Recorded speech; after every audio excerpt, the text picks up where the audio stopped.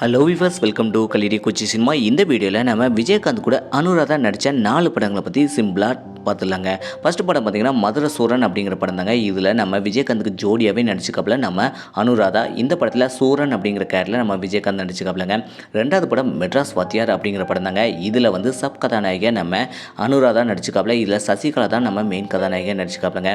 இந்த படத்தில் நம்ம விஜயகாந்த் வந்து மாராசாமி அப்படிங்கிற கேரக்டரில் செம்ம சூப்பராகவே நடிச்சுக்காப்புல. மூணாவது படத்தை பற்றி பார்த்தோம்னா மூணாவது படம் ஏமாறாதே அப்படிங்கிற படம் தாங்க. இதில் நம்ம சப் கதாநாயகன் நடிச்சுக்காப்புல நம்ம அனுராதா.